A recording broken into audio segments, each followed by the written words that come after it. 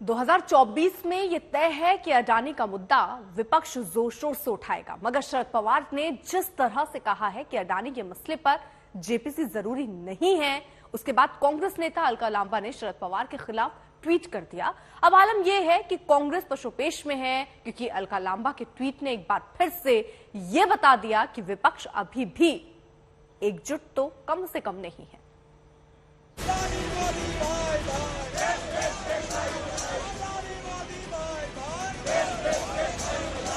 जिस अडानी के मुद्दे को कांग्रेस बीजेपी पर हमले का सबसे बड़ा हथियार मान रही थी, भ्रष्टाचार का आरोप लगाकर जेपीसी की मांग उठा रही थी, जिस मुद्दे के जरिए विपक्षी एकजुटता की तैयारी थी, बीजेपी पर लगातार हमलों की तैयारी थी, एनसीपी प्रमुख शरद पवार के एक बयान ने पूरा माहौल ही बदल दिया। पवार के बयान के बाद नया सियासी संग्राम छिड़ गया। मुझे लगता है कि हमारे सामने दूसरे इशू ज़्यादा इम्पोर्टेंट है। एक अनएम्प्लॉयमेंट, दूसरा प्राइस राइज और तीसरा फार्मर्स किसानों की समस्या। ये तीन मेजर इशू आज देश के सभी लोगों के सामने है। इस बारे में अपोजिशन के नाते से हमें ध्यान देना पड़ेगा। पवार के बयान पर यूं तो कांग्रेसी नेताओं ने सधी प्रतिक्रिया दी, लेकिन अलका लांबा ने ट्विटर पर हमले की सीमा लांघ दी। बीजेपी नेताओं ने पवार को लेकर ऐसे बयान पर सवाल उठाया। अलका लांबा के बयान को कांग्रेसी नेताओं की हताशा बताया।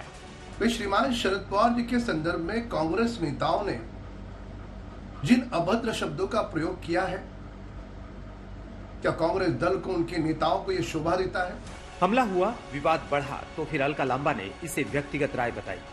दरअसल 2024 के चुनाव में मोदी सरकार के खिलाफ विपक्ष अडानी के मुद्दे को बड़ा करने की तैयारी कर रहा था।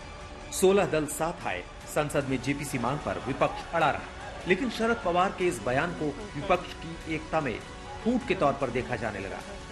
देखिए, तो उनका मामला है, लेकिन शरद पवार एक बहुत पीढ़ मैच्योर्ड और बड़े राजनीतिज्ञ है। उसने कहा होगा तो उसमें कुछ होगा। हमारा तो स्टैंड क्लियर है कि सुप्रीम कोर्ट ने जो कमेटी बिठाई है, जो रिपोर्ट आएगा तो सरकार एक्शन लेगी।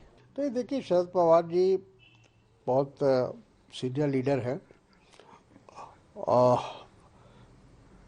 लेकिन जो बातें उन्होंने कही है, मैं समझता हूँ कि उससे जो अपोजिशन का जो एक भ्रष्टाचार के खिलाफ, अडानी के भ्रष्टाचार के खिलाफ और अडानी और प्रधानमंत्री के बीच के रिश्ते को लेकर जो एक माहौल बन रहा है या बना था, उसको उन्होंने एक तरह से नकारने की कोशिश की है। कुछ दिन पहले जेपीसी मांग को लेकर विपक्ष के 16 दलों की मीटिंग में तो एनसीपी शामिल हुई थी, लेकिन जब जांच की मांग को लेकर हस्ताक्षर कराए गए तो इन वक्त पर एनसीपी ने साइन करने से इनकार कर दिया। हालांकि बाद में पवार ने इस पर सफाई दी। उधर पवार के बयान के बाद भी कांग्रेस जेपीसी की मांग पर अड़ी है। पार्टी इस मांग के पीछे अपनी दलील दे रही है। उनका लॉजिक तो हम समझ लेते हैं, क्योंकि जेपीसी का नियम यह है कि जो रूलिंग पार्टी है ना, उनकी जो मेजॉरिटी है पार्लियामेंट में, वो भी कमेटी पे भी मिल जाएगा। तो जेपीसी में 50% से ज्यादा लोग बीजेपी और एनडीए वाले पार्टी से होंगे।